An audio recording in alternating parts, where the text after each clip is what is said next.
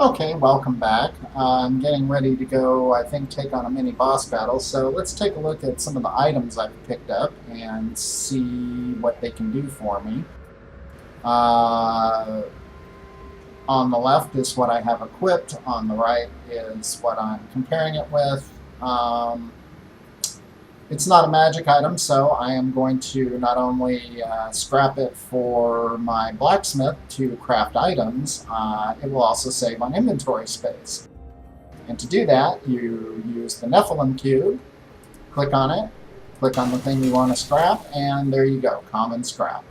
Uh, Even if you're not crafting, it seems like you can sell these to a vendor. The vendor value of about 65 pieces is 1,100 gold, which really isn't that bad. So even if you're not into crafting, you certainly don't have to be running back to town to empty your inventory all the time. Now, right here is a cauldron that apparently was in the game from almost the get-go, where you could sell your items with that cauldron and convert them into gold directly, and they took it out, I imagine because it's going to be a quest reward much later in the game. And then up here, I think maybe after this quest, I'm not sure, you get what's called the Stone of Jordan, I believe, which references back to a Diablo 2 item. But it basically acts like a World of Warcraft Hearthstone and replaces the town portal scroll. Basically, it takes 10 seconds to cast, and portal opens up, and you're back in whatever town you're currently working with. So let's see here. I've got a magic hat. I lose 1 armor, but I get a better chance of finding magic items. That's always cool. So, boom, I will equip that. I can't use a crossbow, but I can use this crossbow. Now, isn't that interesting? This is a two-hander, though, and I'm not going to give up my magic orb.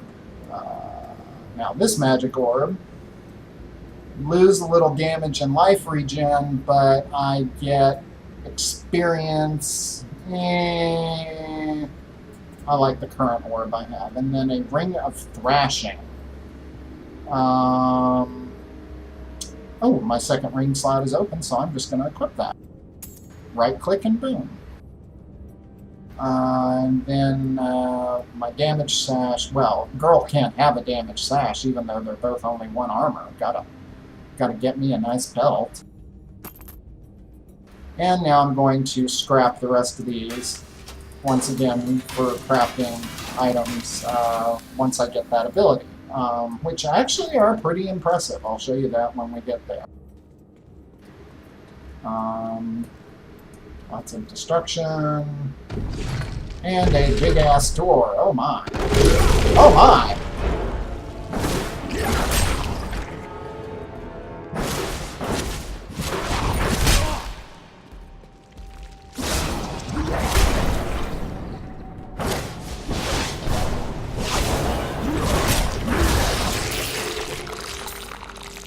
The unburied are formed from human corpses that were flung into mass graves without a proper burial.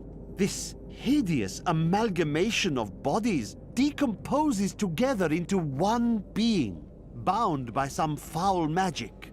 For all my knowledge, I could only flee from it, and I would expect any other sensible person to do the same. This page of training is very important because you assemble 5 of them together, and that gives you a book which upgrades your various artisans. There is a blacksmith, a jeweler, and I believe an enchanter. The only person that you get to see in the beta is the blacksmith. But at first he can only craft very limited items. I mean, they're awesome, but he's basically, just starting out in his career as a blacksmith. You collect these training pages, turn them into books, and he will upgrade his elite skills and be able to make more awesome items. And here we are. We're going into the Chancellor's Tomb. Checkpoint is where I will return should I die or teleport out. Stone Vault is just the equivalent of a treasure chest, basically.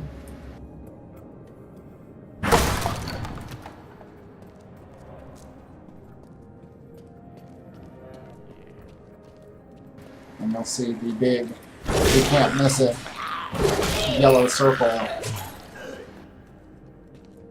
Hey, this is where the boss is, up on the map there.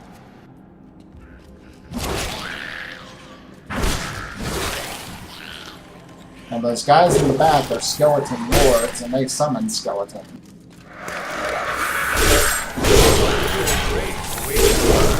With an arcane orb, it's not a problem. And my special sword.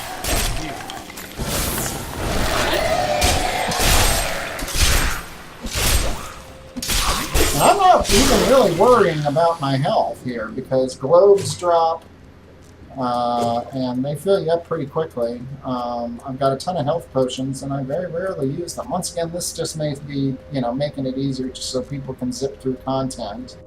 The only bug I've found is that one that I showed you earlier with the mortar type enemy.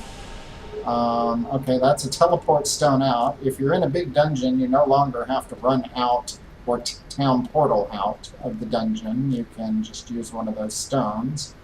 Let me make sure I've cleared out everything here before I start the battle.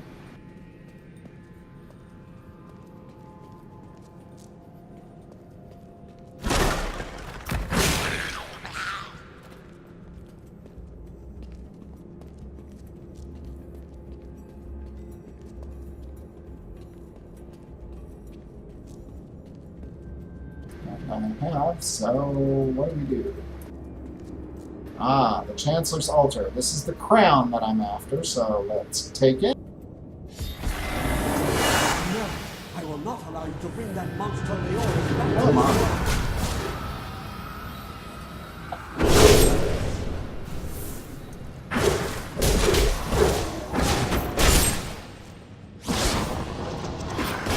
Yeah, I'm casting in the wrong direction.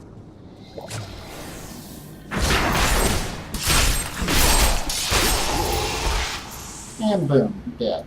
With a little skeleton.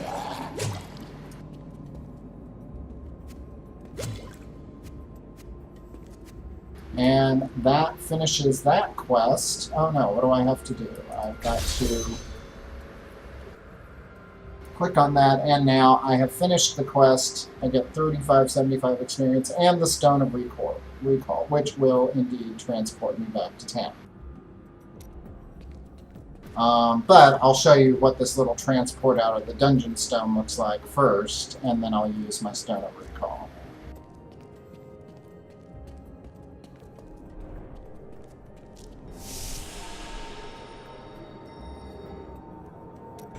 This takes me back to the entrance. Boom, and from my inventory, takes a little longer, but I can now go back to the town of Tristram and turn in the quest. And there we are. This is the blacksmith, and I will show you what he can do in the next video. One thing I do want to show you here is there is now an altar in town where you can change your skills. You have active and passive skills. Right now I've got 3 active skills and no passive skills. Apparently you could change them on the fly until this recent update. Now you can only change them in town. But let's say I want to change Arcane Orb for Shock Pulse. Boom, that's how you do it. But I really like Arcane Orb, so we're going to keep that. Magic Missile, still pretty rocks. I will probably wait until a new skill opens up, or Electrocute actually comes up at level 8, so I'll probably replace Arcane Orb with Electrocute, because that's pretty rad. And that ends this video. Hope you enjoyed it.